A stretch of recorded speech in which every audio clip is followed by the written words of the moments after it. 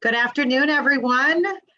My name is Shannon Full. I'm the president. I have the distinct honor of being the new president and CEO for the Fargo-Moorhead-West Fargo Chamber of Commerce. This is my first event, so I am really excited to have it be all around our legislative preview. So I want to begin by giving you just a little bit of insight on me as the new president and CEO. I've had the great opportunity of leading chambers, regional chambers all across the Midwest and in Florida for the last 21 years. I've been able to work alongside thousands of business and community leaders and dedicated elected officials to look at some of the greatest challenges facing our regions, opportunities that we have for the future, and really exploring partnerships that allow us to collaborate and leverage relationships and resources to really focus on growth and prosperity. So I'm thrilled, my family and I are thrilled to be here now in the Fargo-Moorhead-West Fargo region. So I want to just welcome everybody. Thank you for taking the time to attend this important session. Thank you so much for the dedication, commitment, and leadership of our elected officials that are joining us today. We're really fortunate to have the relationships that we do with all of you.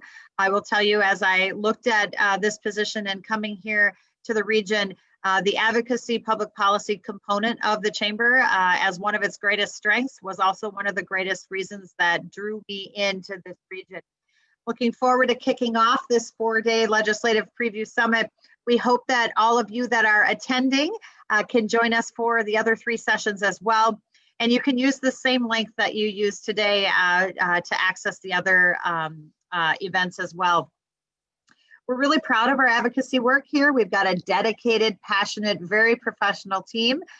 So another hats off and thank you to Katie and Mason for continuing to do the great work that you do in public policy. In addition, we're really grateful for the relationships that we have with our elected officials on both sides of the river and both sides of the aisle.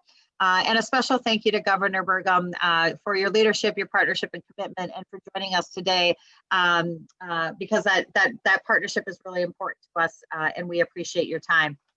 So thank you also to our Public Policy Committee sponsors. As all of you know, sponsors are what help us bring you events like this. So we want to thank Blue Cross Blue Shield of North Dakota, Bremer Bank, First International Bank and Trust, More Engineering, and Sanford Health for your continued sponsorship and longtime partnership. Also, thank you to our presenting sponsor, Primacy Strategy Group. As the presenting sponsor of this summit, policy experts with Primacy Strategy Group will moderate each of the sessions. So thank you, Primacy, for the tremendous collaboration that we have with you. You can learn more about primacy on our website at fmwfchamber.com. So at this time, enough about me and the welcome. It's time to have the real show. So I'd like to welcome our moderator for this afternoon, North Dakota Leadership Panel, Blair Thorson.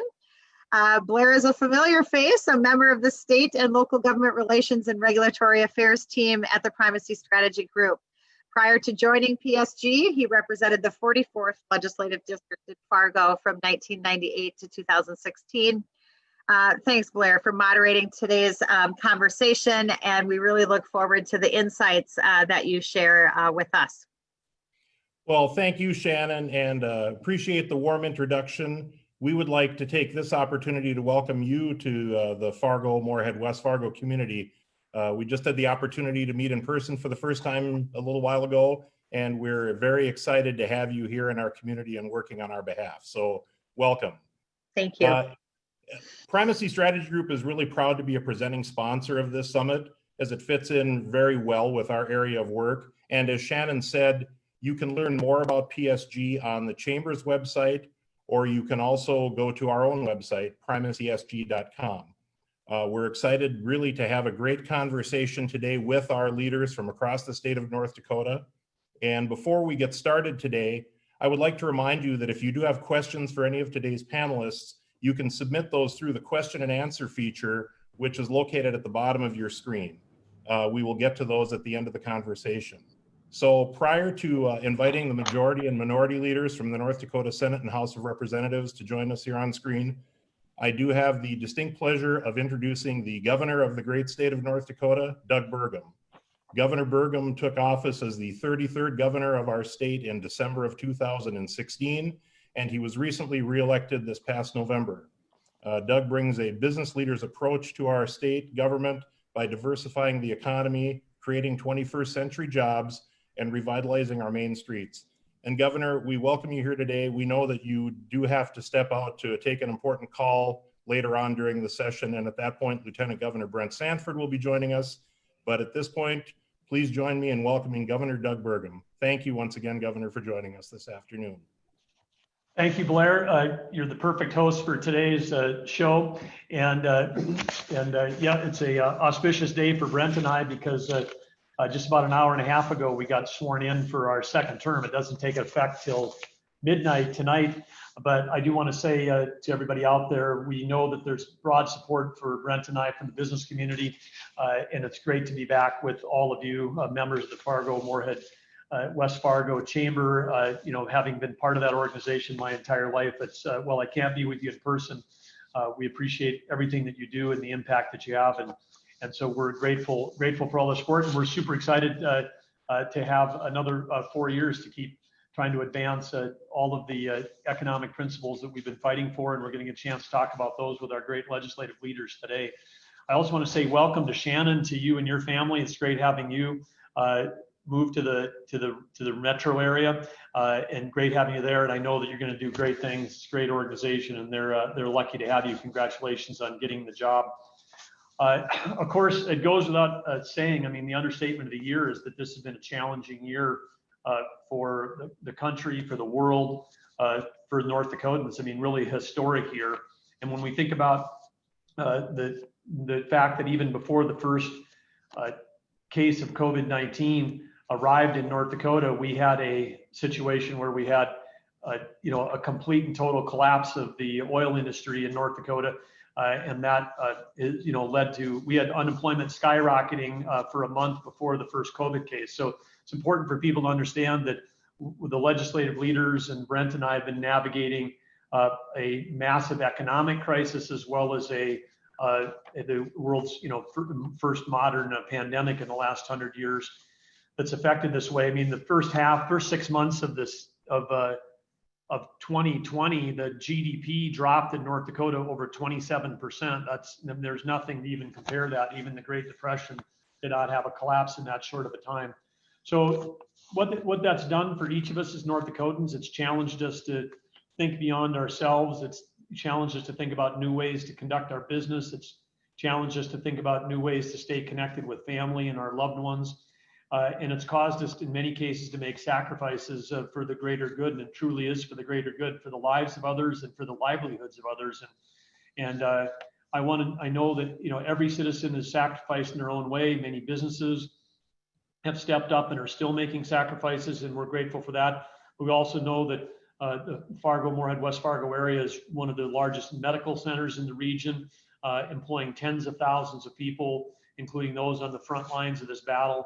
Those that work in the private sector, those that work in mental health, those that work in public health.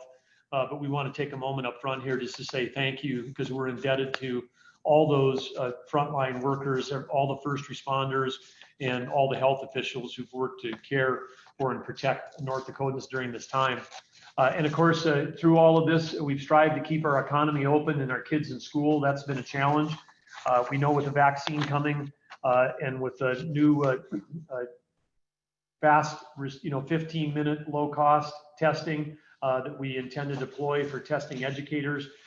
We've got some new tools coming. The vaccine and the rapid test, they're going to allow us in the second half of the year, I think, get our kids in school and keep them in school. We know that's the best place for their education. It's the best place for families. It's the best place for the economy. And it turns out it's one of the safest places for them to be relative to COVID. So we want to thank all of our educators. Then K-12, we want to thank faculty and staff administration at NDSU, at MSUM, and at Concordia. because higher education is a huge part of the economy in the Fargo-Moorhead, West Fargo region. So we know that everybody there has responded quickly to all these dynamic changes and kept focusing on the important role of preparing our youth for the future. And especially want to again share gratitude to the business community. You've done great things to protect your customers and protect your team members and protect our citizens at large. Over the last 10 months, we've had an opportunity to work very closely with our legislative leaders through the Emergency Commission and the budget section, and all the leaders that are on here are intimately familiar with that. But we had an unprecedented ability due to federal coronavirus relief funds to distribute $1.25 billion to North Dakota and do that to help provide relief. And we're grateful for that support from the federal government. Together, working with the legislators, we distributed 54% of the coronavirus relief funds in terms of economic support for businesses and individuals. Many other states had to burn through all their money just on the public health care side. We were able to manage both, and that's a credit to all the citizens and the local leaders and local decision making. We did put 30% of that into public health and safety and 16% for the continuation of government services, including education. So these dollars really came and made a difference. I know the federal government is continuing to debate whether there'll be additional stimulus that would come to help us navigate the rest of the pandemic.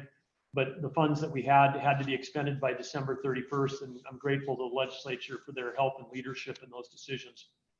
And certainly since November 13th, when we were at our peak case rate, but also took more mitigation efforts statewide, we've seen a dramatic drop in the number of active cases, and they've dropped by well over 50%. And our positivity rate has been on a solid decline the last 2 weeks, down below 8%. And among states, we're among the few states who are seeing significant declines when at least at the end of last week, over 40 states were seeing increases in cases. So this is again, a credit to all North Dakotans. But it's a time like this, during emergencies like this, where we might have a natural tendency to say, boy, we should just hunker down. But I assure you, there is a future, very bright future for our state post-COVID, and that future is not in the distant future. It's coming in 2021. And so while we still have a crisis to manage economically and medically, we can't lose sight on the fact that our future extends far beyond this emergency. I highlighted this in the budget address that I shared with the legislature 2 weeks ago. And again, as part of the responsibilities of a governor and the Constitution is to deliver a budget to the legislature. Our team worked extremely hard to try to give this legislature the very best starting point to begin their deliberations. It's likely that never a time in North Dakota history have conditions changed so much from when the legislature left to when they're returning, in terms of both economically and in terms of the public health crisis affecting every aspect of how we deliver government and every aspect of K-12 and every aspect of healthcare.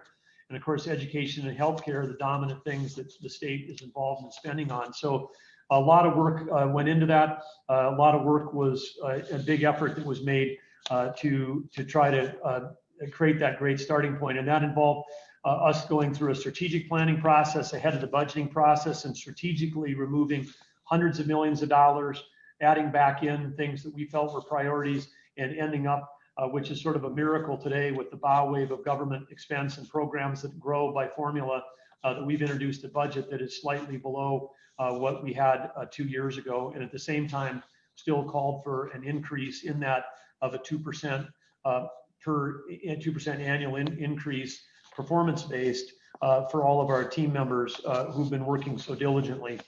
But now is the time to invest in North Dakota's future. And I think we can all agree on that. And we put forward a number of investments, including investments in technology to replace mainframes that have slowed down and hampered productivity for now their 30 to 40-year-old technology, ancient technology, replacing that. And it's also a time in North Dakota, because of the great work of the legislature and working to rebuild our balance sheet, getting our rainy day fund to its absolute legal maximum. Our foundation aid stabilization, which is the separate rainy day fund for K-12, that was at its legal maximum. So our balance sheet was in great place. The legacy fund continues to grow. And we're in a position where the state of North Dakota can take advantage of its financial power on its balance sheet and these incredibly low, historically low, Federal Reserve strategically driven low interest rates to take on a bonding package, which would create a $1.25 billion bonding package, which would create a permanent $700 million revolving loan fund in perpetuity, which could provide important support for long-term low-interest loans for key infrastructure projects, including gap financing for the FM diversion. $323 million would be available for grants immediately to improve and lessen restrictions on our roads and bridges, which are key to our agricultural community. $45 million in provide local matching grants for career academies, because workforce, as we know, as soon as COVID's over, number one thing that we're going to see when the chamber says what's most important to businesses, it's going to be workforce. We've got to get back on that. We've got great ideas across the state, from Watford to Williston to Minot to Dickinson, in Cass County, to duplicate the incredible success we've had in the private-public partnership between higher education, K-12, and the business community to create a career and technical academies in places like in Cass County. And we've also had an opportunity, because we've got an assured steady source of repayment for those bonds, and that would be a small portion of the earnings coming off the legacy funds. When you've got an assured stable source of refunding, you can garner exceptionally low interest rates. And I said, creating a permanent fund for this would be a true legacy. And again, thanks to the work of the Interim Legacy Committee, there was ideas presented from across the state about how to use legacy fund earnings. One of their recommendations, using a 5-year average, and we support this idea that only 4% would be distributed. Anything earned above 4% would be plowed back into principal. That's important so the legacy fund can grow even faster, because at some point in the 20, 30 years out, in a carbon constrained future, we won't have the kinds of deposits that we're seeing now from the oil and gas industry. So important that we reinvest some of that to allow that to grow. We did put forward a proposal, and I would call this proposal to maximize impact, because each one of these categories represents an opportunity to double or triple or quadruple the impact of a legacy fund earnings dollar that would come out and be spent. And we think that 20% we're proposing should be of the earnings would be for economic diversification, community building, and strategic initiatives. And if you think of right now, we're on a run rate of about $500 million would be the 4% of the legacy fund earnings. So think of that as $100 million coming for economic diversification, community building, and strategic initiatives. 10% for research and innovation.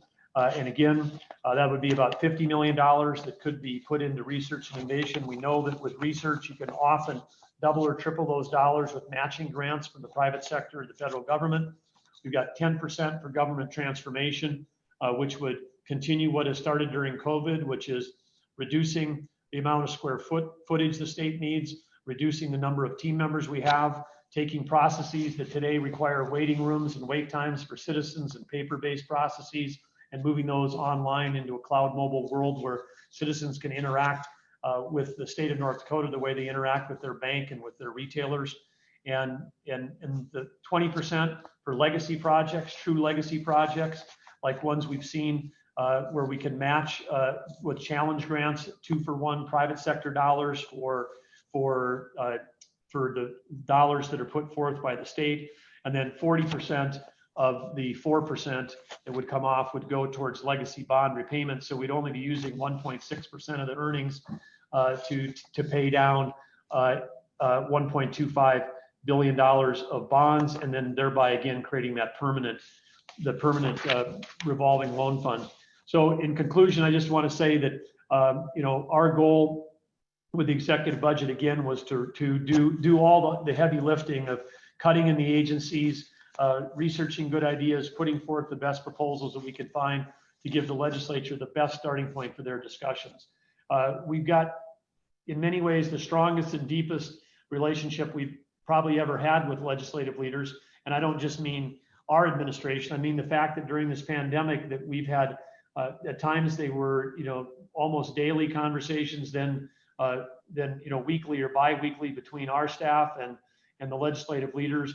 And again, I just want to say on behalf to all of them and in front of everybody from the FM chamber, Fargo-Moorhead West Fargo Chamber, that we're really blessed to have these legislative leaders working every day, because you're talking about 4 statesmen that are looking well beyond their own districts and really looking out what's for best for the whole state. So we look forward to discussing these proposals, look forward to the questions, and again, thank you on behalf of Lieutenant Governor Brent Sanford, myself, and the First Lady for the opportunity to serve you again for another 4 years. Governor, thank you very much, and congratulations on being sworn in today for another term. That's you know, an exciting day for anyone who served in public office. So we look forward to seeing the changes and the good things that happen going forward. Thank you also for the remarks that you just gave. It really does give us a great launching point to kind of start our discussion on a variety of different issues, and we will try and touch as much as we can on items such as the budget, water, and also the bonding issue, which is new to the state in some ways, although bonding has taken place previously, but in this fashion. But I'm going to start with kind of the one issue that has really affected us more than anything else in 2020, and that is COVID-19. Your administration has done a good job of providing support and assistance to the state's business community during this pandemic. And, you know, just today, right before we started, in the last hour, hour and a half, the first doses of the vaccine were administered here in the state of North Dakota. It's a day many of us have been praying for, and now it's here. So hopefully there is, as they say, light at the end of the tunnel, and the frontline healthcare workers are receiving the first doses today, and we thank them for all the work they have done. Now that the vaccine is a reality, what plans is your administration working on or preparing to educate North Dakotans on the safety of the vaccine, and maybe touch also on the process of how distribution will take place, whether there are different tiers or levels of individuals who will be getting that? And then the question I guess I'm going to ask that everyone may want to know the answer to, do you plan on taking the vaccine yourself? Sure, thank you, Blair. And let me start with a shout out to one of the Fargo-Moorhead West Fargo member companies, longtime member companies, Aldevron. It's not well known, and maybe it'll become more well known, but the vaccines that are being built around the world, I think there's over 40 candidates that are being developed, the first 2 being Pfizer and Moderna. What we've seen is really a miracle of modern science. And the miracle of modern science is that in taking absolutely zero cuts on clinical safety, zero, because all the same procedures were in many cases they were amplified. 10,000 person trials became 30,000 person trials. We had a call on Saturday with the governors and the head of the FDA, Dr. Scott Hahn, and again through the over 40 plus White House video conference calls that we've had with the coronavirus task force, that Dr. Hahn, Dr. Redfield, and all the other leaders, Birx, Fauci, everybody else that's been on, Secretary Azar, they've been educating governors through the whole process. This is, you know, how we get a vaccine in a year and still have it be safe. You got to think about World War II. During World War II, with the Defense Production Act and other changes that were made in terms of private-public partnerships, we went from taking, 3 months to building a plane to building it in 3 days. And this is something that if our country puts their mind to, there's nothing that can stop us. And right now we've got the approval process, the FDA, well, super rigorous, was also filled with a lot of red tape. So they've cut out all the red tape that didn't affect the clinical safety. The federal government stepped up through Operation Warp Speed. This was suggested by myself and other governors, including Governor Herbert and others, at the very earliest meetings last spring. We said, if we're going to spend $1 trillion on aid for the U.S., which became multiple trillions in terms of aid to the U.S., economic and relief, why aren't we spending at least tens of billions of dollars on basically a Manhattan Project for a vaccine? Why wouldn't we put everything that we have as a country behind that as a way to make sure that we can get out the back end? And that's what Warp Speed became, was this idea, led by the president and the administration. They took no shortcuts on clinical, but boy, did they eliminate financial risk for companies. They also allowed and supported financially for production to begin on these vaccines in parallel. So that if the trials worked out, the production, which they did, it got approved, a few days ago with the authorization from the FDA, and shipments began immediately. Normally, when a vaccine is approved, it might be a year before manufacturing ramps up. That entire lag time was completely compressed by the federal government taking the financial risk so manufacturing could go in parallel. And tying it back to one of your members, right in Fargo at Eldevron is providing key base biotech material, which is an essential component. Neither Moderna or Pfizer can manufacture their vaccines without the material they receive from Eldevron. So it's going to be known before we get out of this that one of the both technologically important life-saving breakthroughs in medical history, its roots began right here in Fargo. And so that's something all of us are getting a chance to be proud of. But shout out to the team at Eldevron that's been working around the clock the last 9 months to help be a key part of this national effort. In terms of distribution, yes, healthcare workers first. You know, when we're running short of healthcare capacity, it's not just about COVID patients. It's about stroke patients, cancer patients, trauma patients, heart attack patients. We've got to make sure that our healthcare workers are able to serve. And when we've had a constriction on ability to have healthcare capacity this fall, it's been both because our staffing was going down due to COVID and close contacts. At the same time, cases were going up. If we can make sure that we can keep staffing at full levels and get cases down, that creates the headroom we need. So healthcare workers that are working directly with COVID patients are among the first to receive it. And then after that, our plan calls for those that are most vulnerable, because again, even as cases come down, our hospitalizations in North Dakota are still too high, and we've still got too many people that are suffering from this cruel disease from premature death. And so we want to make sure that we protect those healthcare workers that are working in long-term care and protect those vulnerable citizens. And so that's the second phase. The good news, I should say the good news is the good news, the bad news. The vaccine is here. There's not enough for everybody on day one. Americans aren't used to rationing. That's probably also a World War II concept. So the last time we had to deal with it. But the federal government in the call on Saturday, they were talking goals of trying to have 50 million doses of vaccine available by the end of February. So we'll be able to make a large dent in the coming weeks and into January among healthcare workers and those in long-term care. And those two things alone will make a significant change in the profile of the risk of COVID to North Dakota and our economy. So we're off to a great start. I don't have any underlying health conditions, and I don't have any age vulnerabilities, and I'm not a healthcare worker. So I'll be in line, way down the line, I guess, in terms of people, in terms of eligibility to receive the vaccine. But when the day happens, I'll be happy to roll up my sleeve and get a vaccine because these vaccines are safe, they're effective. And again, from a familial standpoint, many people know that my grandfather, Dr. Burton Kilbourne, in the 1920s was Fargo's first public health official, and he was involved in some of the earliest life-saving vaccines, including the polio vaccine, but it didn't come fast enough because I had an uncle who was Fargo's first polio victim. So our family's been a long believer in the power of vaccines, and the sooner they get here, they could change a life like it would have changed for my Uncle Howard. So I want everybody to know that the state of North Dakota team members, the logistics, the North Dakota National Guard is doing everything we can to make sure that when a vaccine dose hits North Dakota through the complicated cold chain that we have to preserve, that we're going to do everything we can to as quickly and safely administer those, because that's the way we can save the most lives. So thank you, Blair. And thank you, Governor. That is amazing that one of our local homegrown businesses here has played such a key role in helping save probably millions of lives around the world. So great to point that out, and we thank you for the other insights along those lines.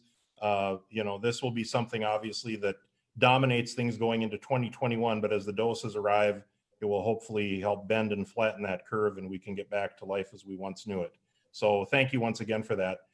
At this point, Governor and others, I would like to take the opportunity to introduce the other panelists who are going to be joining us here this afternoon to continue today's conversation. So first, I would like to welcome Senate Majority Leader Rich Wardner, who represents District 37. Rich has served in the State House of Representatives previously from 1991 through 1998, and then moved to the North Dakota Senate beginning in 1999. Welcome, Senator Wardner, and thank you for joining us this afternoon. Thank you, Blair. Thank you. Next, help me please welcome Senate Minority Leader Joan Heckerman, who has represented District 23 in the Senate since 2007. Senator Heckerman, thank you for joining us today. Nope. I think we may need, there we are. Senator, are you able to hear us? Can hear you. Can you hear me now? We sure can. There we are. Thank Okay. you. Okay. Yeah. Thanks for having me today. Thank you. Absolutely. From the House of Representatives, I would like to welcome the Majority Leader, Chet Pollard, who represents District 29. He has served in the House since 1999. Welcome, Representative Pollard, and thank you for joining us this afternoon. Good afternoon, Blair. Glad to be here. Thank you. And finally, please help me welcome House Minority Leader Josh Boucher, who has represented District 44 in the House of Representatives from 2013. Representative Boucher, thank you very much for joining us this afternoon. Good afternoon, Blair. Good to be here and good to be among so many Fargo-Moorhead friends. Thank you. We're looking forward to a great discussion. We've heard some wonderful opening remarks from the governor, kind of seeing where our state has been over this tumultuous year and how hopefully 2021 will provide some great opportunities and better days ahead. So let's just go right ahead and jump right into it. We will get back to the issue of COVID-19 momentarily, so just want to let the panelists know that, but we're going to go ahead and start with the legislative leadership on the issue of the 2021-23 proposed budget.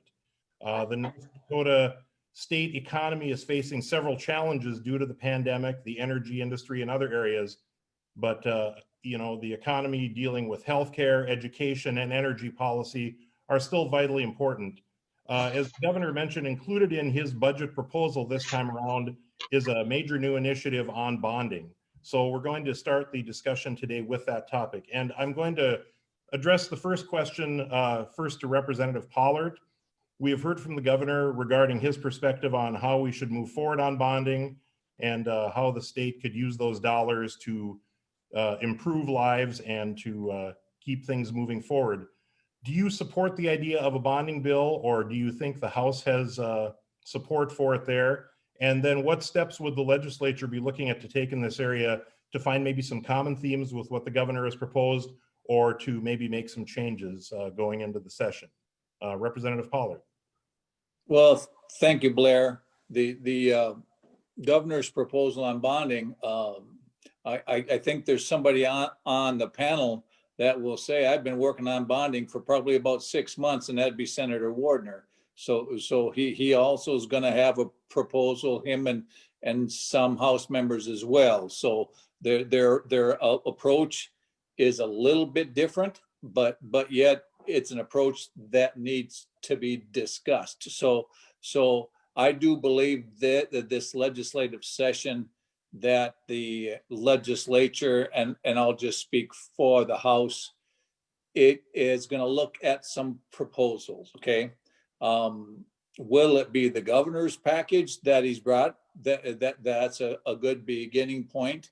I'm just going through his proposals and reading through them. And then I am well aware of Senator Wardner's and other folks' bonding too. So all those bring a good perspective forward, which I think we're going to have to be looking at. And the reason I say that is because of the interim legacy fund earnings meetings that we had. A lot of this stuff came forward. The idea of the 5-year average of the fund, and I think we came out of the interim with a 3%. The governor's a 4%. Obviously, there will be a discussion whether it should be one of those or is it 3.5, but we know it's going to be in that range. As far as the ideas, I've always been supportive of long-term projects such as water systems, bridges. Senator Wardner and I have talked about that a lot. So for us to be looking, I think the legislature has to look at that.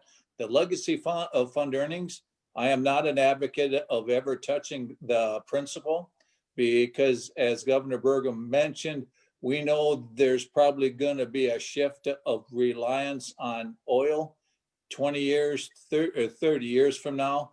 And this is an opportunity for us in our generation and the generation behind us to get us ready for those folks. So they have, I don't want to call it a pot, but for a fund that they can look at, that they can use for their future needs as well. So we're on the very ground floor of that. When the voters put in the legacy funds, that was very forward thinking. And this gives us an opportunity of something definitely of legacy status. But we've got to make sure we don't invade it all. We have to make sure that it's sustainable and to help us in the future, Blair. So I look forward to the discussion because I think everybody has an idea of what should be done. There will be folks, as you know, Blair, you served in the House. The House does tend to be more conservative sometimes, and they've definitely been more conservative about bonding. But we've got to keep an open eye and be looking forward. And I think this is going to be an opportunity for us to leverage those dollars and make them work. Leader Pollard, thank you very much. I think that is a fair characterization of maybe how the various chambers do operate. And since you pointed out that Senator Wardner may be coming forward with a package out of the Senate, I think we'll go to him next. Senator, you've seen this bonding package put forward by the governor. You may have some ideas of your own working with members in your chamber and perhaps others in the legislature. Your thoughts on how we can do bonding if that's the way that the state wishes to move forward? Well, thank you, Blair. And there's no question that I think we do need to bond. And here are the reasons why. Number one, people may say, well, you're short of money. Why are you bonding? Well, first of all, the rates have never been lower. We're probably going to be looking at servicing these bonds at something less than 2%. I've heard quotes of 1.6 and even lower. And in my particular package, we're looking at a 20-year payout. So probably a 1.5, 1.6% to service the bonds. The other thing is that we have a dedicated stream. The legacy earnings will provide a dedicated stream of revenue to take care of the bonds. So they're there. They have nothing to do with the general fund budget, where we probably have to tighten our belt a little bit. The other thing that we need to understand is if these projects, and there's water projects, there's other infrastructure out there, that if we wait with these things, inflation will kill us. You know, inflation is going to be 3% or more, whereas we're servicing the bonds for probably 1.6, 1.7. Also, we are using legacy fund earnings and investing them in North Dakota. And that's what the people are looking for. When is the legacy fund going to put some investment back into the state? And this does it. And so I guess I'm for it. I would just like to say, as far as comparing, a lot of the ideas, a lot of the terms that between the governor and what I'm proposing are pretty much the same, except one major thing, and that is he has $700 million in there as loans, and mine would be grants. And my argument there would be, we've promised that we're going to make these payments. We're going to take care of them. For example, the Red River, or not the Red River Valley, but the Fargo diversion, $750 million. We've committed to that. And I think that we need to follow through with grants. And where are we at now? Well, we're at about $414 million that we've paid of that $750 million. Well, what's left? We need to bond that money, get it out there, get that project going, and get it done.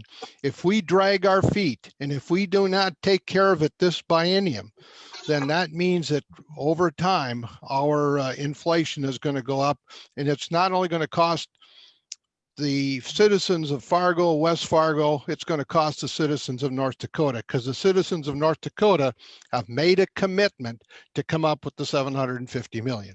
Thank you. Sorry, thank you very much, Senator. That really kind of focuses on maybe some of the differences between the two packages, and who knows, there may be more than that, but the ones that are out there now.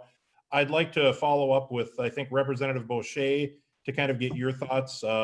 Obviously, your caucus has ideas on how best to use legacy fund earnings and how we can do things to help the state of North Dakota. Is bonding something that you will be supportive of, or would you look to maybe try something different going into the next session?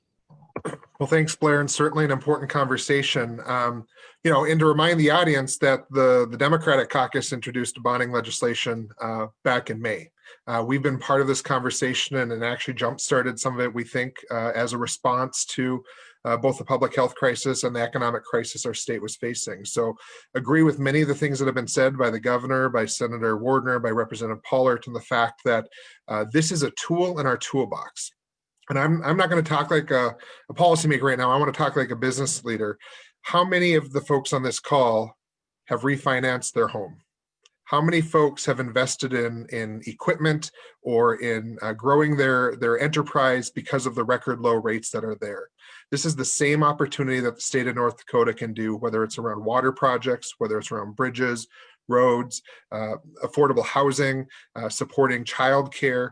There is a lot of things we can do and let this money work for us the same way those of us in business do with the money within our business and in our personal checkbooks.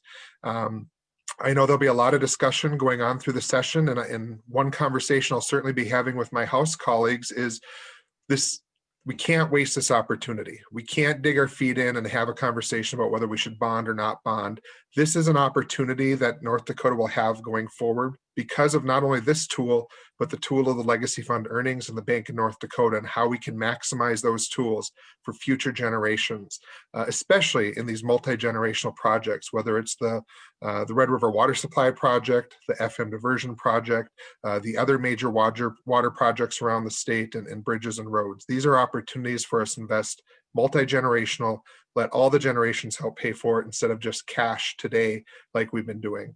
It also gives certainty to our construction industry. I was first elected in 2013, and Blair was a key leader on the surge bill that put $1.5 billion nearly out into infrastructure projects.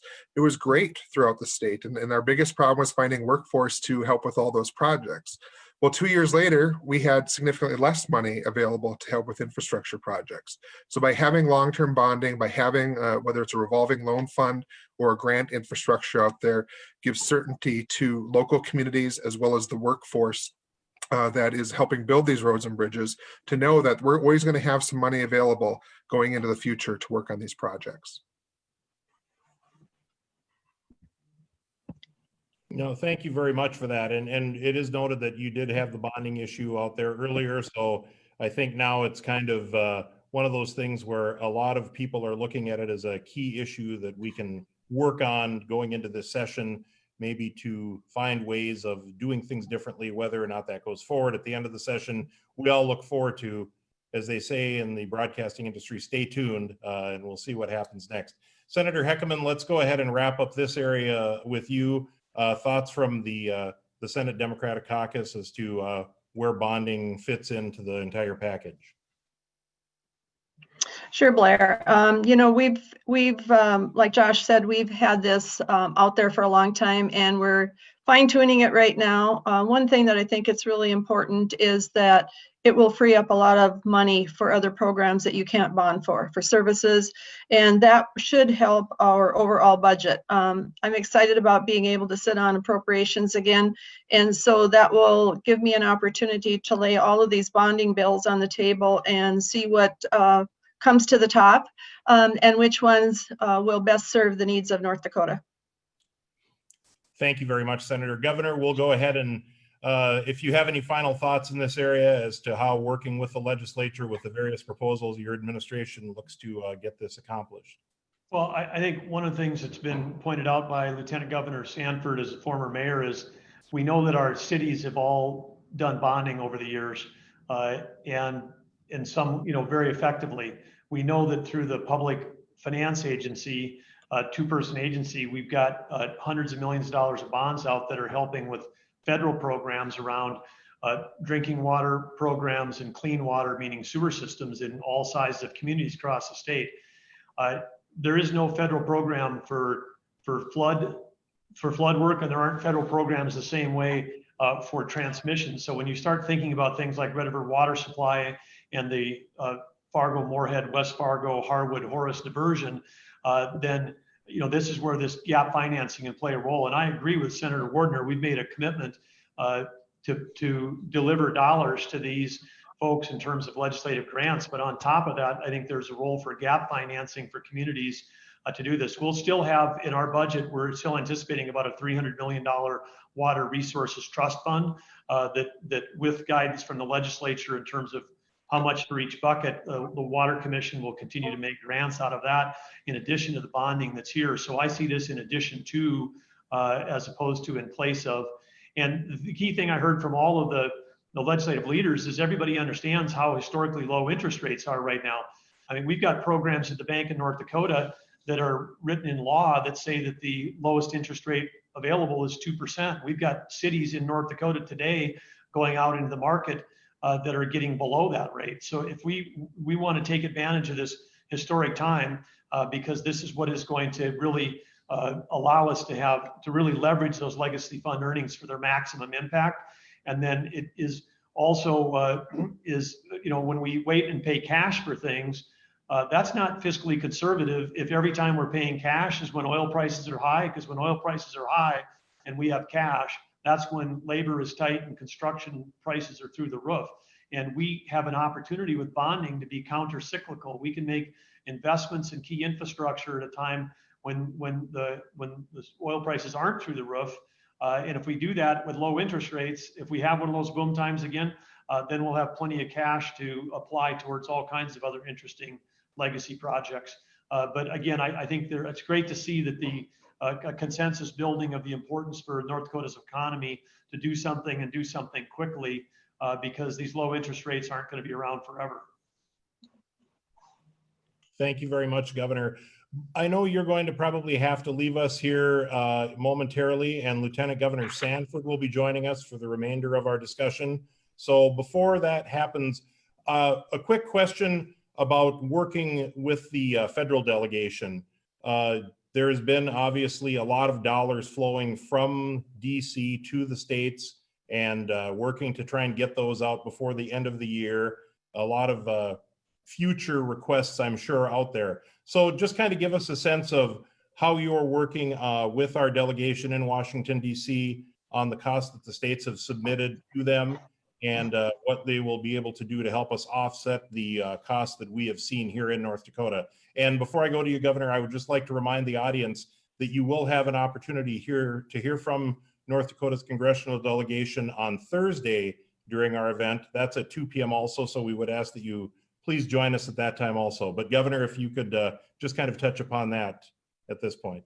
Well, first of all, I just want to say how blessed we are to have such a strong and effective delegation. And of course, we're fortunate to have 2 senators from North Dakota that are on important committee positions, and their teamwork and accessibility with our administration, again, I want to say really unparalleled. With the crunch of the omnibus bill plus the federal stimulus going on, it's not an exaggeration. I think I talked to Senator Hoeven 4 times between Friday night and Sunday night, and some of those were at late hours. I talked to Congressman Armstrong last night at 10:30 p.m. These guys are available 24 hours a day. They're totally dedicated to the state. They're smart. They're connected. They're fighting for the things that matter for us. And I just say we're blessed because they've all got either direct business backgrounds or they've got a business understanding, and it's just fantastic. In terms of the debate, there is a debate at the national level. North Dakota, because of our ability to focus on keeping the economy open and kids in school and deal with the health crisis, in spite of the collapse in oil prices. I mean, through October, the state of North Dakota was ahead on its budget. We were a couple % ahead 16 months through the 24 months. So 2/3 of the way through the biennium, we were running ahead on revenue. And there are many other states that are billions and billions of dollars behind, and they're asking the government for a handout to cover their gap. And of course, that's a big philosophical difference because we've got, there's one part of Congress that says, hey, if states have managed it well, they shouldn't be penalized for managing themselves in a fiscally smart way, and we shouldn't be bailing out people that weren't. So that is at the crux of the debate. And the other thing federally is whether or not there's going to be some limitations on liability. If you've got something where there's actual real negligence, then people should be liable. But if you're in a situation where you're running a business and you literally can't tell if a person who's got no symptoms is carrying a deadly virus or not, then why would that person why should that person be liable for something? I mean, I think that if they pass liability and hold businesses accountable for liability for an unseen, invisible epidemic like this, the next 10 years is going to slow economic growth, and it's just going to be a heyday for trial court lawyers and liability suits. And so that's another principle I know that our delegation is standing strong on, is that if we're going to have another relief, there's got to be some reasonable common sense protections for people that are doing everything they can to protect their employees and their customers, and not open them up to frivolous lawsuits for something that's completely unforeseen. And so this is some of the battles that are happening. Whether they get resolved this week, I don't know, but I do know that we got a delegation that's fighting around the clock for North Dakota, and they're fighting for the business community as they do that. I think that's great to hear that they are out there working as hard as they are on our behalf. I know this week seems to be a very busy week, as you had pointed out, as they try and get things wrapped up before the end of the year. And we will get to hear from them again on Thursday. So maybe by then there will have been some progress. We'll keep our fingers crossed. Governor, I know you're going to. Yeah, I got to jump on a White House call that just got set up late last night with some other governors, the vice president and the task force. But I see Lieutenant Governor Brent Sanford's on here. And if you guys are talking infrastructure and energy, you got the right guy. Brent has been through COVID, as we've been teaming up on everything, but splitting up on some things. Brent's really been driving stuff on the economic development related to energy side. So he's the perfect guy to add to this panel. So thank you, Brent, for your service. And Blair, thanks for leading. And legislative leaders, look forward to continuing to work with you going forward. And thanks, Blair and the chamber, for hosting us. Governor, thank you very much. We appreciate you taking the time, and good luck with the call you're about to take. We do welcome Lieutenant Governor Brent Sanford to the discussion this afternoon. Lieutenant Governor, thank you for making time along with the legislative leaders. I think we're going to kind of get back into some of the questions that have arisen here through kind of the conversation we've had so far. Let's go back to the budget just a bit. As the governor pointed out, even with the tough times we've had this year, revenues were still a bit ahead of projection. So we are seeing some growth. And while the budget does limit things, there are going to be priorities that outside of bonding and other areas, each of you as leaders are going to be focusing on. So I think we'll start with Senator Wardner once again. With the legacy fund, with tax revenues possibly changing, with the kind of still unsure status of where the budget will be going into the next biennium, what is it that you see from your caucus coming as priorities other than infrastructure and other things? And I'm thinking, is it education? Is it the areas dealing with mental health? Or what other things are you hearing about from your constituents and then from others in your caucus? Senator Wardner. Well, thank you, Blair. First of all, education is always number one, but along with that is behavioral health. Behavioral health not only infiltrates our school systems, but also our everyday society. And that is one of the things that I think we need to put some money into and do more work in that area. And I would say that I'm proposing that we do it through the legacy earnings, that we have a stream of funding that goes to behavioral health in the state of North Dakota. And we need to find some new ways to deal with young people that are having issues with the behavior in our school systems. Otherwise, I don't know if we're going to have anybody who wants to teach anymore. And it's getting to be tougher and tougher. And so that is, I think, really critical. And as far as the budget, I would just like to say this, that people forget that we at the state have taken over about a fourth of our general fund budget used to be on property tax. That was for 115 mills for schools, 20 mills for human services or county social services, and now the state pays for it. And of course, that's put a little bit of a squeeze on our general fund.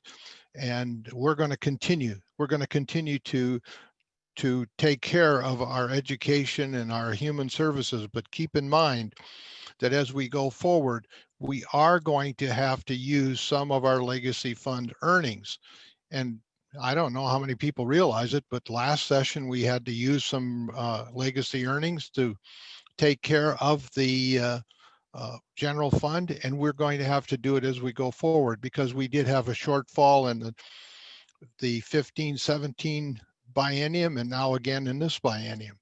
Even though we're still above forecast, only because we collected oil revenue last biennium and it was cash going in. So where's the problem? The problem going into the next biennium is the oil revenue is not there the way it was last biennium. So we're gonna have to sharpen our pencils and do a good job with that. But we will always be education. We got to take care of the the human service issues that we have in the state, and then well, we're always interested in infrastructure. Because if people want to live here, you got to have good water, you got to have good roads, you got to have good schools, you got to have good IT, and we can do that with our legacy earnings. Thank you very much, Senator. Representative Boucher, I'll go to you next. Your thoughts, kind of one of the top, one or two top line priorities coming out of your caucus for this upcoming session. Thanks, Blair. Certainly K-12 education, we continue to hear not only from my North Fargo neighborhood, but when we traveled the state with the Legacy Fund Earnings Committee, everywhere we went and people from everywhere were reaching out about needing to invest in K-12, whether that's making sure that we are being able to pay qualified and talented teachers, whether we're able to make an impact on classroom size, and in many school districts, it's infrastructure, it's the school building itself. You'd be amazed, I think those of us in Fargo, Moorhead, West Fargo, we pride ourselves on our K-12 system and the fact that we've been able to keep up with building because the voters have approved supporting that.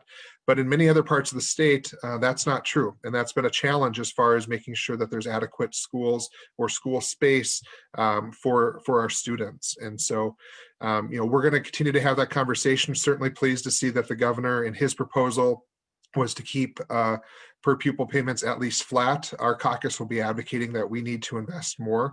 Otherwise, it's just going to put more downward pressure on local property taxes. And especially coming out of a year like this last year, to recruit and retain quality teachers, we need to make sure that we keep up with our commitments of salary schedules that have been negotiated as part of contracts, support services, as Senator Warner talked about for behavioral health issues, wraparound services that we're seeing work well in school districts like in our local area. But the piece, certainly we'll be talking a lot about, and we find a commonality with our Republican colleagues, especially from the Red River Valley, is investment in research. Again, using legacy fund earnings as an opportunity to invest in our universities in partnership with the private sector to build great research opportunities that are going to build jobs, that are going to build companies. Eldevron's been talked about. I started at NDSU in 2000. And that's around the time where the story of Eldevron began. And that was because we had a federal delegation that was sending money back to North Dakota and helped build out the Red River Research Corridor. Those federal dollars aren't there anymore, but by us investing state dollars, we can maximize by the 2-to-1, 3-to-1 match that comes in from some of those federal dollars on top of foundations and the private sector investing. We're seeing it with UAS up in the northern part of the valley. We're seeing it in healthcare, public health, pharmacies, and so forth. So certainly we'll be pushing that we invest that money into research at specifically to K-12, or excuse me, specifically to higher education, because we've seen that work and we know that our faculty and staff are able to compound that money to create more jobs and create more opportunities. Thank you very much. And Senator Heckerman will still stay along those lines. Commonalities you see with your colleague in the House, with your caucus, or are there any other priorities that you're seeing that are rising budget-wise that maybe haven't been touched on at this point?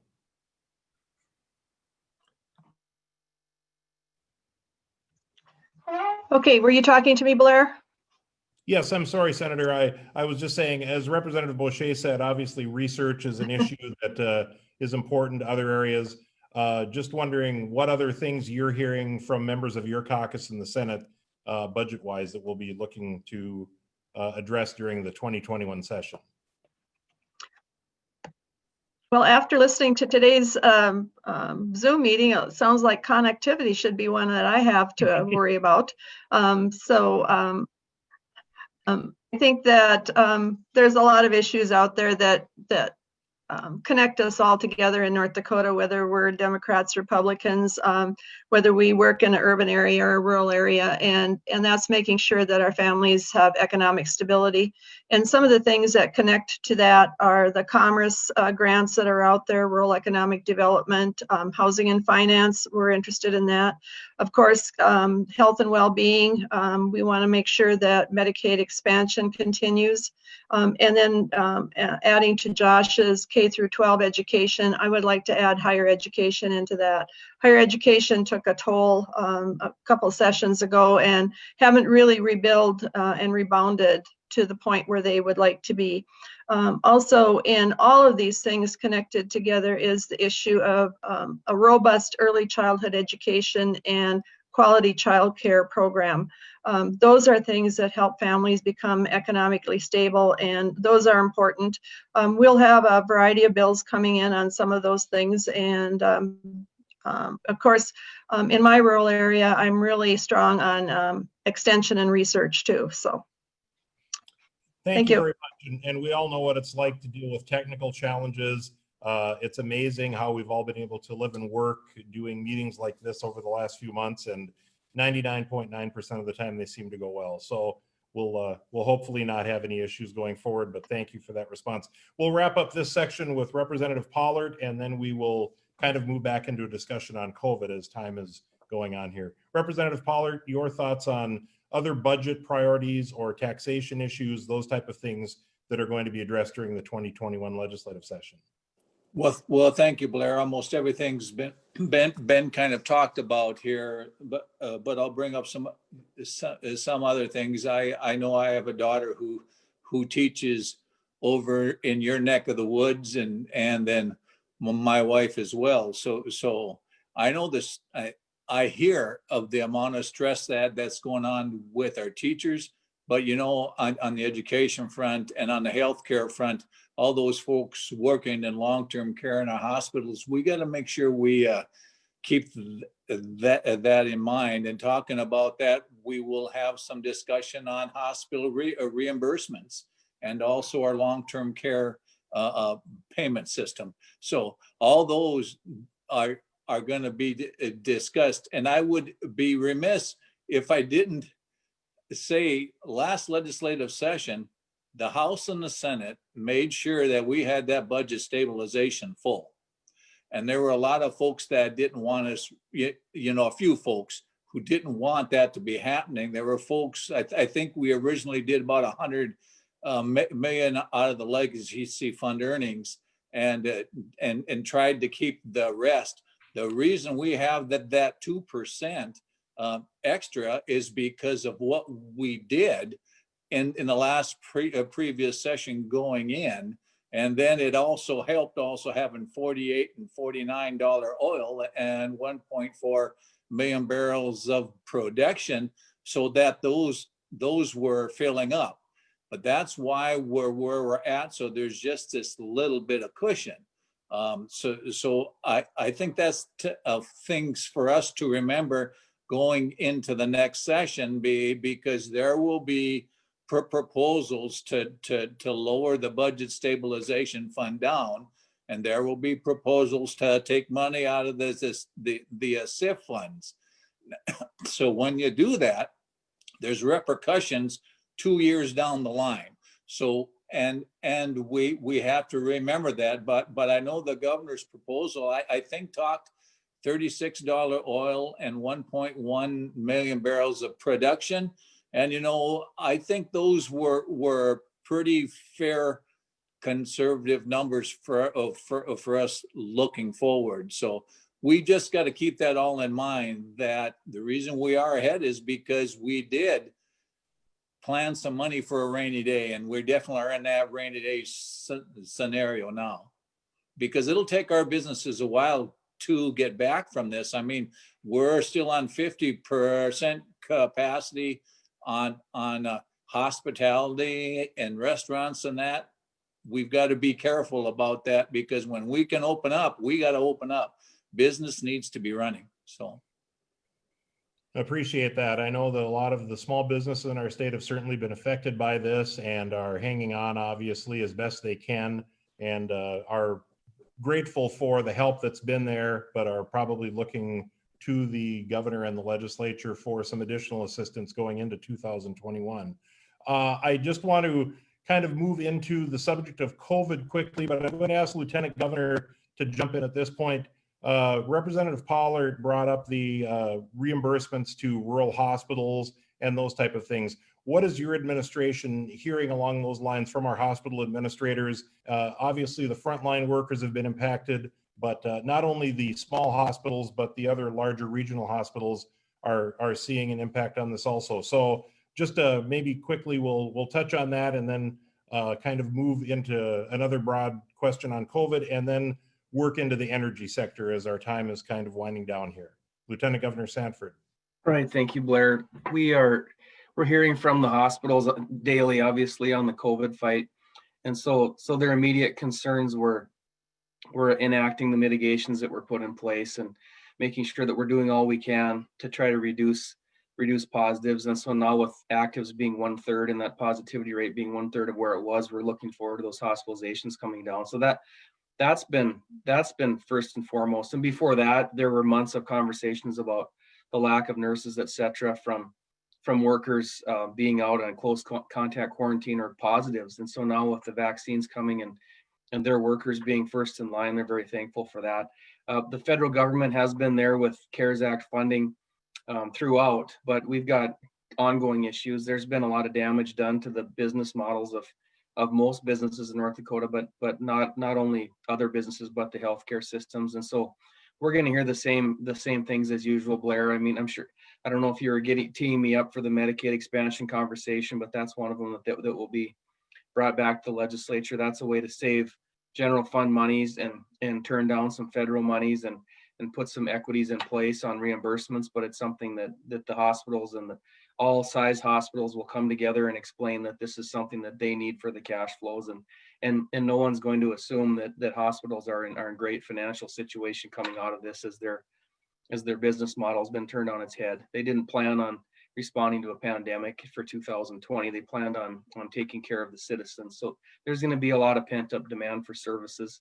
One of the things that we're going to see, I think this is a good place to point out, we're going to see a continued push for home-based services. We're pushing for that as an administration. We're seeing DHS pushing for more robust flexibility and reimbursement from the state's perspective. I think if something's come out of COVID, it's that if you can stay in your home and not get into a congregate setting, that's preferable. And so for us to be near the top of long-term care type reimbursements, but near the bottom of home-based services reimbursements, it's the time to take a look at that. Press release today on settlement with the Department of Justice, where the state has committed to furthering our home-based services offerings. So that's something that we look forward to taking a crack at as well during this session. And it's something where the system is not quite there for the provision of the services. So it could be the healthcare systems, it could be the clinics, hospitals, long-term care employers, et cetera, that have the access to the employees and the expertise, that maybe those services could behoove them as well, and not just be for a new provider to come in and take those funds away. So there are always opportunities here to do it, to deliver better services to the citizens. Thank you very much, Lieutenant Governor. Obviously, it is an issue that will keep coming back to us as the pandemic, hopefully is wrapping up, for lack of a better term, but as we move into a better situation for the health and wellness of our citizens in North Dakota, the hospitals and the clinics will still need to be there. So appreciate your thoughts on that. We do want to touch on the area which, while it's sometimes thought of as being primarily something in the western part of our state, but it really does impact every corner of it, north, south, east, and west, and that is the energy sector. So as we've heard today, there's a lot of talk about creating new jobs, keeping people working who have maybe had an issue over the last few months due to energy prices falling off, and what we're going to do next to keep that sector going in our state of North Dakota, because it is a big part of our economic engine. So I'm going to first address this to Senator Wardner, then I'm going to ask each of the legislative leaders kind of to follow up, and then Lieutenant Governor Sanford. I'm going to start with a question dealing with an issue that's been kind of pressing over the last few months, and that's Coal Creek Station. For those of you who may not know, this is a power generation facility in our state, which there has been discussion on removing it, closing it, shutting it down. And so we're looking at kind of what is the role that the state could play in either assisting at Coal Creek or finding some other opportunities for those individuals who have their lives and their families in that area. Senator Wardner? Well, thank you. The Lieutenant Governor has done extensive work on this, and I really appreciate what he has done. But we want to keep that coal-powered plant, fired plant going because it provides a lot of jobs in central part of North Dakota. The biggest issue we're dealing with is carbon. And I believe, and I've put in my bonding bill, some money to put for sequestration of carbon. I think it'll be money that we can give to the Lignite Research Council, and they can find new ways to sequester carbon, because if we can take care of that and find that particular or take care of that particular issue, all of a sudden the electrons become green. There's no carbon attached to them. And so I'm doing everything I can and want to continue to do everything I can to keep that industry going. Just so everybody knows, one of the biggest issues with it is the transmission line that goes from Underwood, North Dakota back into the Twin Cities. And it's important that we keep that transmission line, because just like we need pipelines to get our oil out of here, we need transmission lines to get our electrons out of here. So I support that, keeping that project going. Thank you very much, Senator. We'll go next to Representative Boucher. Your thoughts on what can be done to assist those at the Coal Creek, whether it's keeping the plant going forward or some other areas that might be beneficial to the individuals there. Thanks, Blair. Being a Fargo area legislator, I don't end up spending a whole lot of time on the discussion of Coal Creek. There's certainly an interest because, of course, Fargo and Moorhead and the greater region, we get a lot of our energy from Coal Creek. So that's an important part of the conversation. I think the challenge we're facing here is that, as Senator Wardner talked about, the electrons on the transmission line, like many other areas, North Dakota is an exporter, and energy is one of our greatest exports. And to keep that line going, we have to figure out whether that is adding to the coal base or if it is renewable energies such as wind or solar. There's a lot of great conversations for other parts of the state as well in terms of what landowners could get for easements and rents by putting up wind towers and solar panels. It shouldn't be done at the expense of those central North Dakota communities. I grew up in Minot, just north of there, so have a lot of friends and family in the area. But we also have to recognize that the market, unfortunately speaking, and we have to figure out a way to make coal cleaner. As Senator Wardner talked about, if we can decarbon it, that'll certainly help. I do think we need to make sure that we are talking about what type of supports the state can provide, not only to the workers, but the communities in those areas. And so I certainly will be listening to the legislators that live out there, and this is a part of their livelihood, to understand a better opportunity that we can provide them. Thank you very much, Representative Boucher. Representative Pollard, what is it you're hearing on the area, the issue with Pole Creek? Obviously, members in your own caucus who are impacted by this, individuals in that area, just kind of getting your thoughts as to where we'll go next in that area. You know, I think, Blair, my discussion really isn't going to be any different than what Senator Wardner's is, or Representative Boucher. It'll be a little bit different. I think we need to remember that Coal Creek Station, you know, is a part of Great River Energy, and Great River Energy in itself is its own business. And so we need to find a way, and I know the Lieutenant Governor's working on this darn near 24 hours a day, because I've had some discussions with him. He must know I want something because he's laughing, but no, I don't.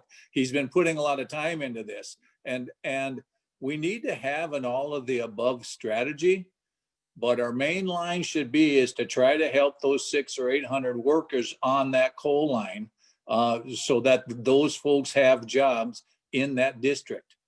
I think that that's important. But we have a lot of wind around here, and I still think we can have a mixture of black electrons that can go with our green electrons, and so that everybody, maybe not everybody's a winner, but everybody's got a piece of the pie. But I think it's vital for us to remember that the coal industry has done billions of dollars of improvements to their plants, to, you know, and our records at the Department of Health prove that we've got some clean air. And so I think it's important for us to be going forward with that, but realizing also that DC line has some opportunities with it. But, you know, we got to let that business model work. And yeah, maybe the state's got to be involved, but it's a business decision, and let those folks work it, you know, and that's my impression. So thanks, Blair. Thank you very much, Leader Pollard. We'll go to Senator Heckerman if you have any additional thoughts on this, and then definitely want to hear our take from Lieutenant Governor Sanford, since he's been called out a couple of times here by other panel members as to what's happening, not only with Coal Creek, but also just the energy sector, as you said, kind of the all of the above strategy that we're seeing. So Senator Heckerman, I'll let you go ahead next, please. Sure, thanks, Blair. I'll take a little bit different take on this. I'm concerned about the business itself, but I'm more concerned about the families that are affected by maybe losing their jobs, the businesses in the community, the schools that and teachers that are going to be affected by this. And one of the things that we should be looking at is some kind of retraining program. Having said that, I want to go back a little bit one step and say that I think behind the scenes there's some work being done to see if something can be done with the facility itself. I don't have a finger in that right now, but it's just a conversation I've heard. So there's maybe some opportunities out there that we don't know about right now. So going back to the families and the communities involved, I think there's some opportunities for retraining. Our two-year campuses have been doing a good job of looking at what other jobs are needed in our state and how we can get the workforce ready for that. In addition, I think we as legislators have addressed the licensure issue. Maybe we need to look more at apprenticeships in some of these communities. But I think that's something that we can provide some incentive to the campuses to do this. And the career academies also. There's a lot of interest out there. I've had some calls this last week on the career academies and how 3 years in a career academy can almost get you ready for a job in some areas right now. And so those are all things that I think we at the state can do to help.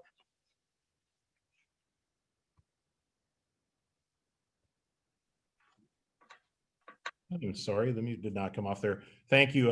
That is, you know, something that we do have to look at also is the retraining and the workforce issues, another vital piece of keeping people employed and the families, as you pointed out. Lieutenant Governor Sanford, you've been obviously working on this, as we've heard, day and night. So we'll go ahead and just kind of hear what your thoughts from your administration along with Governor Burgum are doing to keep the energy sector focused and healthy in the state of North Dakota. Well, thank you, Blair. The the Coal Creek conversation is very acute because of the announcement to close the plant, but it's a larger conversation in the entire grid for the state that's been ongoing for quite a few years. Of how do you stay an energy exporter, as Representative Boucher mentioned? How do you have all the above, as Representative Pollard, Senator Wardner mentioned? And then you play in all the training issues, the career academy issues that Senator Heckerman brought up. I mean, this is a robust conversation that encompasses a lot of the state. And what you do see on the eastern side of the state is you'll start to see these conversations at Xcel Energy, at your rural electric co-ops. And Great River Energy is a co-op in Minnesota, and they have the Coal Creek Station in Underwood. They voted as a co-op to move to renewables. Well, what does that mean for the grid, for the stability of the grid? For the MISO grid is the grid from the middle of North Dakota into the Great Lakes area and down south into a number of other states, south into Iowa, etc. It's a large multi-state area that all works together, as Xcel Energy likes to say, as a large battery. But once you look at the stability of renewable electrons versus baseload and dispatchable electrons, is that if the day comes where you don't have the wind towers aren't turning and there's no sun and your days on end and you're in a polar vortex, do we have enough generation ability with the nuclear power that stays online in Minnesota, with the coal plants that are still online in North Dakota? These are conversations that are very robust at the North Dakota Transmission Authority with John Wida. And so those conversations come into play on this topic as well, as with all the different groups that are taking advantage of our wind asset in the state. And all of us know it's very windy here. It's a great asset. Just as the fact that there's not very many people in the rural areas, it's a great asset for the UAS and the drone industry to be able to fly and not worry about flying over people. It's an asset for North Dakota that it is so windy. And these areas where they want to generate the power and have the wind turbines happen to be overlapping with the coal industry and that same area of the state. And so what's happening is now with Coal Creek, with this angst with the coal miners and the manufacturing workers the workers at the plant, and 800 jobs are at stake, is a battle against more wind power coming into that area.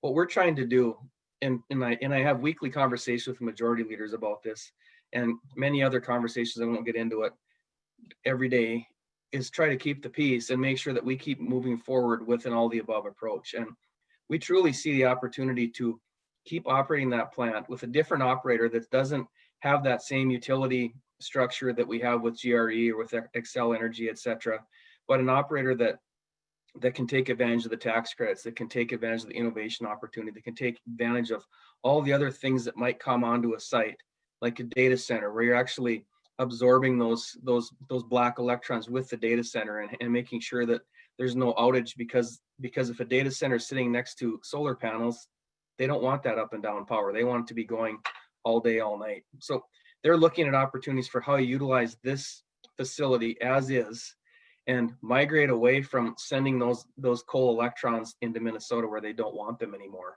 And as part of the project, you'd also then they would work to utilize the coal power in that area, in the western part of the state, et cetera, where you don't have the same the same push against what color the electrons are, if you will. And then, but add wind development in the center of the state, close to that existing transmission system, and push those green electrons into Minnesota. And that is what GRE wanted to do in the first place. So we have an operator that's looking at the project now that's deep into those conversations. We truly hope that happens, because we see that there will be more opportunity for the wind developers, more opportunity for growing the amount of electricity that we generate, more opportunity for keeping our grid stable. So it's exciting. There's exciting times ahead, but it's very hard with the current economics, with the subsidized green energy competing against coal, who is now out of the price market because natural gas is so prolific that natural gas prices are at historic lows. And it's not even the price of the wind and renewables that's pushing coal out of the market. It's natural gas being here. So people talk about what would it take for natural gas to rise again? And they're saying maybe a new presidency, maybe we'll see not as much oil development, maybe that natural gas will rise. But I would point out the fact that the Bakken took off in 2008 to 2016. And they're talking about maybe limiting federal drilling, but the Bakken mostly sits in private minerals. So hold on to your hats. So you never know what's going to happen with price. You never know what's going to happen with production, but there's a bright future ahead for North Dakota. That's for sure. And I think we've got everybody on the same page, but it's not going to be easy because there's high emotion with projects that are being shelved and projects that might not be happening, and people might be losing their jobs. So it'll be a robust conversation as we head through the legislative session.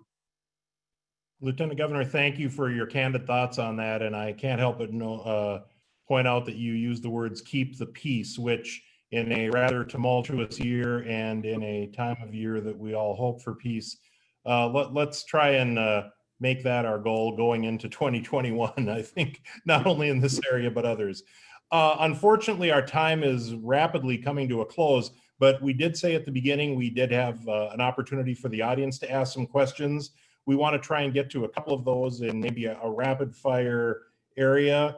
I think the first one that we're going to go first to Representative Boucher, then Senator Wardner, then Senator Heckerman, and then Representative Pollard is there any one piece that the state can put forward to help with economic development training, whether it be a career academy, workforce training, higher ed? We've kind of touched on one of those, but if there was a wish list and there was just one of those areas that you could focus on, what might that be? And Representative Boucher, I'll go ahead and start with you, please. Well, thanks. We get boxed in with that because you're only going to let us pick one.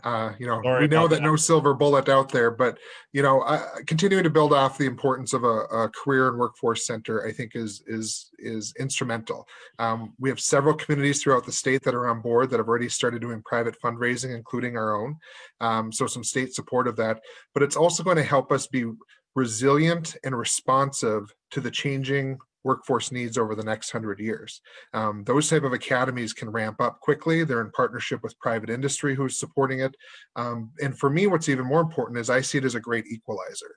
It is an opportunity for students who may not want to go to college or families can't afford college to get into great paying jobs, have great skill sets, buy homes, invest in our community, and keep their families here in North Dakota.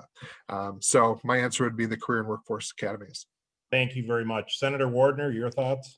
Well, the Career and Workforce Academy is number one, and not only will it help with our workforce needs, but I think it also has a big effect on behavioral health. So I'm Career Academy all the way.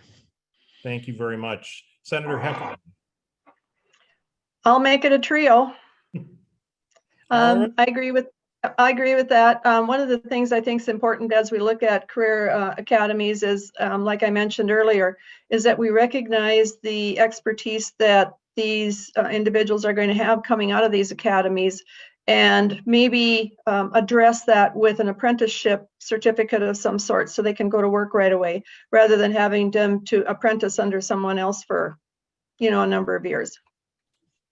Thank you very much. And finally, Representative Pollard, any additional thoughts, or are we going to make this a unanimous decision?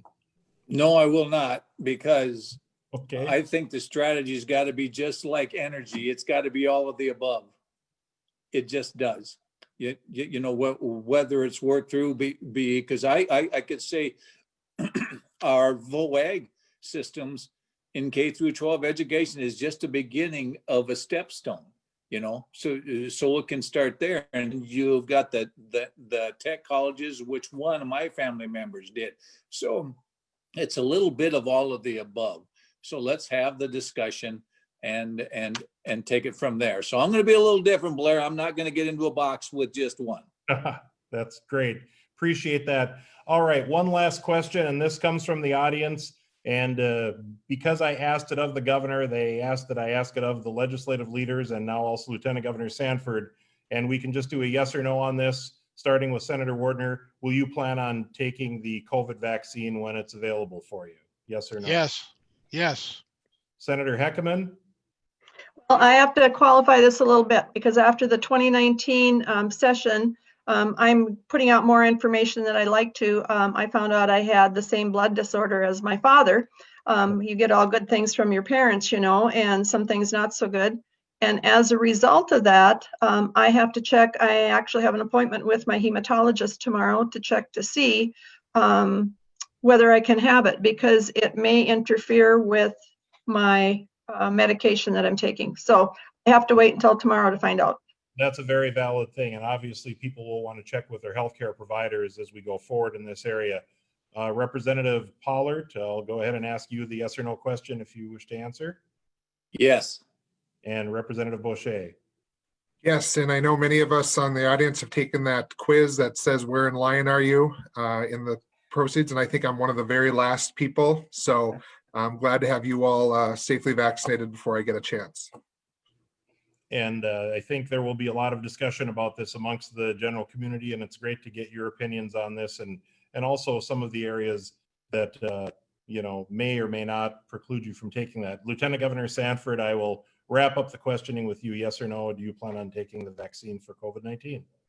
Oh, I assume I will. And there will be a lot of people in line before me, as the governor said, and as Josh Boucher said, it's something where I'll probably be right in front of Josh, because I think he's, based on when he started college, he's a few years younger than me. So. Perfect. All right. Again, I know our time has kind of come to an end rapidly here. It's obviously been a great discussion this afternoon. I've been honored to have this discussion with people I consider to be friends in many ways, some who I've had the opportunity to serve with and work with, as have many of those in the audience here. So I know we can't have applause, but virtually I believe we're having a round of applause for everybody who participated this afternoon. Thank you again to Governor Burgum, Lieutenant Governor Sanford, and our legislative leaders from both chambers for joining us this afternoon, as well as everyone, especially you who took the time to tune in for this conversation. We would please ask that you join us again tomorrow, Wednesday, and Thursday afternoon for the Cass County, Minnesota, and federal panels, which will be taking place also. And you can find more information about the panelists and the events on the Chamber's website under the events category. Thank you all. Have a great rest of your day. Have a happy holiday season, and we look forward to the 2021 legislative session. Once again, thank you.